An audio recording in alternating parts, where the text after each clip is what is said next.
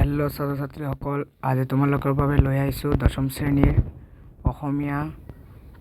অসমীয়াৰ পৰা 3টা মূলভাৱ দিব বিচাৰিছোঁ আৰু ইয়াৰ পৰা তোমালোকে HSLC 2024 চনত 100% কমন পাবা। তো ছাত্ৰ ছাত্ৰীসকল, তোমালোকে মূলভাৱ কেইটা ষ্টাৰ মাৰ্ক দি লোৱা। তো ছাত্ৰ ছাত্ৰীসকল, আহক বলো ভিডিঅ'টো আৰম্ভ কৰোঁ।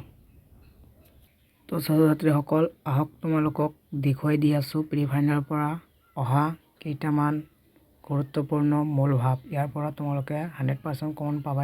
তোমালোকক প্ৰথমতে দেখুৱাই দিছোঁ প্ৰি ফাইনেল টেষ্ট কুৱেশ্যন পেপাৰৰ পৰা মূলভাৱটো। প্ৰথমতে তোমালোকে ষ্টাৰ মাৰ্ক দি লোৱা। তোমালোকৰ কিতাপতে আছে, তোমালোকে ষ্টাৰ মাৰ্ক দি লোৱা।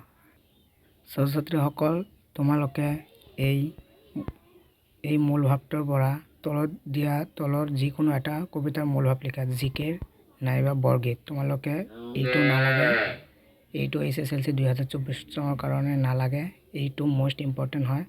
ছাত্ৰ ছাত্ৰীসকল, তোমালোকে এইটো ষ্টাৰ মাৰ্ক দি লোৱা। ইয়াৰ পৰা তোমালোকে 100% কমন পাবা।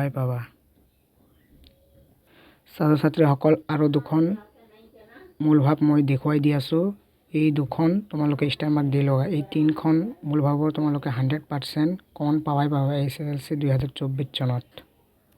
তো ছাত্ৰ ছাত্ৰীসকল, তোমালোকৰ 2 নম্বৰ মূলভাৱটো হ'ল প্ৰশস্তিৰ পৰা। ছাত্ৰ ছাত্ৰীসকল, তোমালোকে প্ৰশস্তিৰ কবিতাটোৰ মূলভাৱ এইটো ষ্টাৰ মাৰ্ক দি লোৱা।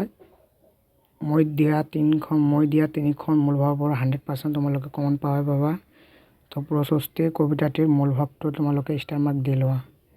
নেক্সট কুৱেশ্যনলৈ আগবাঢ়ো।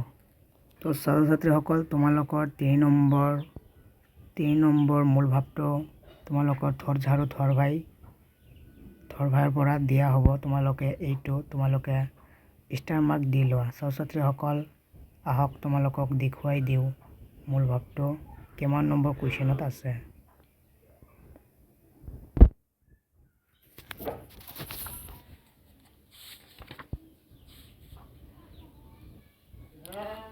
ছাত্ৰ ছাত্ৰীসকল, তোমালোকৰ এই মূলভাৱটো কুৱেশ্যন নম্বৰ 4ত তোমালোকৰ দিয়া আছে থৰ ঝাৰু থৰ ভাই কবিতাটিৰ মূলভাৱ লিখা। এইটো 5 মাৰ্কত তোমালোকৰ আহিব। ছাত্ৰ ছাত্ৰীসকল, তোমালোকে ভালদৰে এই কুৱেশ্যনটো ষ্টাৰ মাৰ্ক দি লোৱা। তোমালোকে HSLC 2024 চনত ইয়াৰ পৰা কমন পাবা। তো ছাত্ৰ ছাত্ৰীসকল, মই দিয়া কমনৰ পৰা মূলভাৱ 3খনৰ পৰা তোমালোকে 100% চিয়'ৰ তোমালোকে HSLC 2024 চনত 100% কমন পাবা। তো ছাত্ৰ ছাত্ৰীসকল, আজিৰ ভিডিঅ'টো ইয়াৰ পৰাই সমাপ্ত কৰিলোঁ।